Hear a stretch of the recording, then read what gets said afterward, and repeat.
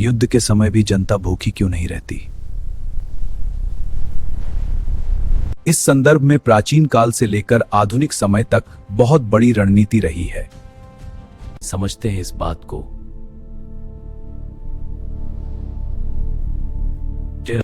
जब भी दुनिया में युद्ध की खबरें आती हैं,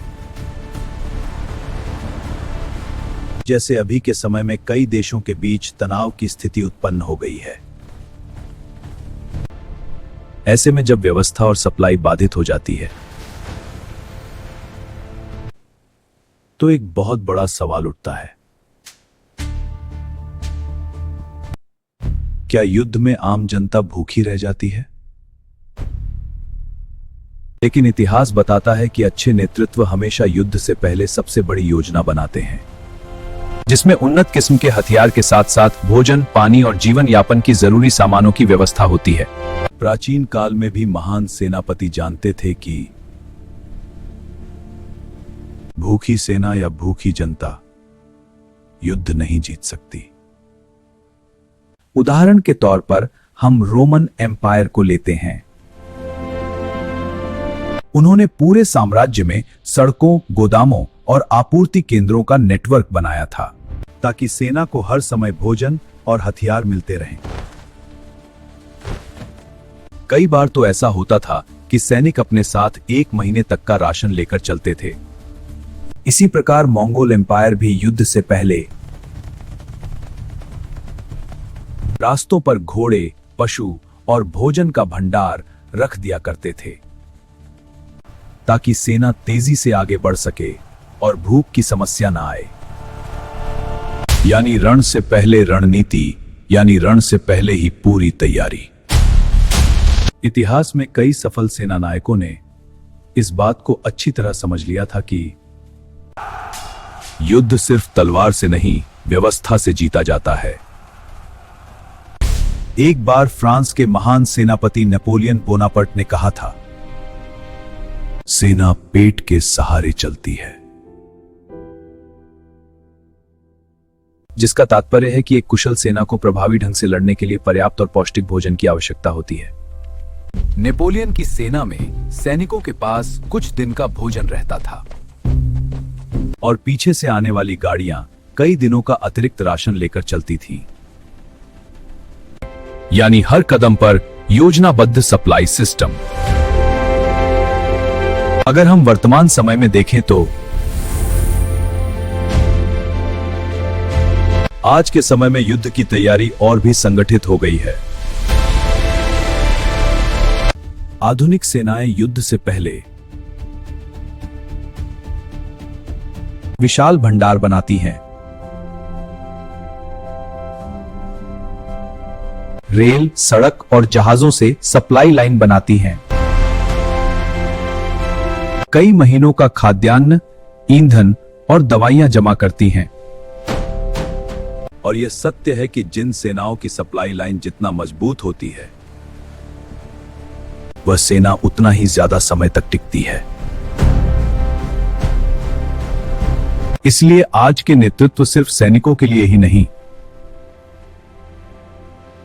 बल्कि नागरिकों के लिए भी राशन, ईंधन और दवाइयों की व्यवस्था पहले से करते हैं। अतः इतिहास हमें यह सिखाता है, सफल नेतृत्व सिर्फ युद्ध जीतने की नहीं, अपितु जनता को सुरक्षित और मजबूत रखने की भी जिम्मेदारी निभाता है। जब हम आज की दुनिया की बात करते हैं तो हाल के समय में यूनाइटेड स्टेट्स और ईरान के बीच बढ़ते तनाव ने पूरी दुनिया का ध्यान खींचा है। ऐसे हालात में सिर्फ मिसाइल, ड्रोन और हथियार ही नहीं चलते, बल्कि असली ताकत होती है सप्लाई सिस्टम और आंतरिक व्यवस्था की। जब भी मध्य पूर्व में तनाव बढ़ता है तो तेल और व्यापारिक मार्गों पर सीधा असर पड़ता है। लेकिन बड़े देश पहले से ही स्ट्रैटेजिक रिजर्व्स तैयार रखते हैं ताकि उनकी जनता पर संकट का असर कम से कम हो। यूनाइटेड स्टेट्स के पास विशाल तेल भंडार हैं। वहीं ईरान भी प्रतिबंधों के बावजूद अपनी आंतरिक व्यवस्था और संसाधनों को मजबूत बनाए रखने की कोशिश करता है। अगर हम इंडिया की बात करें तो हाल के समय में गैस सिलेंडर एलपीजी को लेकर चर्चा और चिंता बढ़ी है। यह हमें यह समझाता है कि सप्लाई सिस्टम सिर्फ युद्ध के मैदान तक सीमित नहीं है, बल्कि हमारे घर की रसोई तक जुड़ा हुआ है। एक छोटा सा बदलाव भी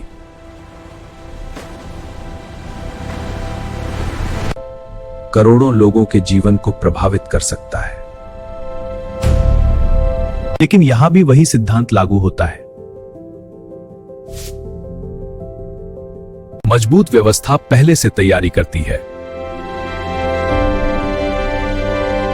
और यही कारण है कि संकट के समय भी जीवन पूरी तरह रुकता नहीं है। ऐसे समय में आम जनता को घबराने के बजाय समझदारी से काम लेना चाहिए। जरूरत से ज्यादा स्टॉक न करें। संसाधनों का सही उपयोग करें।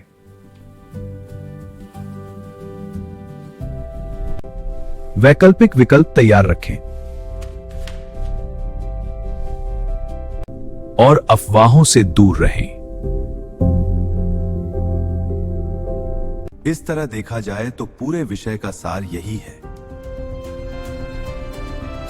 चाहे बात प्राचीन साम्राज्यों की हो या आधुनिक तनाव की या हमारे दैनिक जीवन की, असली ताकत सिर्फ हथियारों में नहीं, बल्कि व्यवस्था, तैयारी और जागरूकता में होती है। और जब नेतृत्व मजबूत हो, व्यवस्था तैयार हो,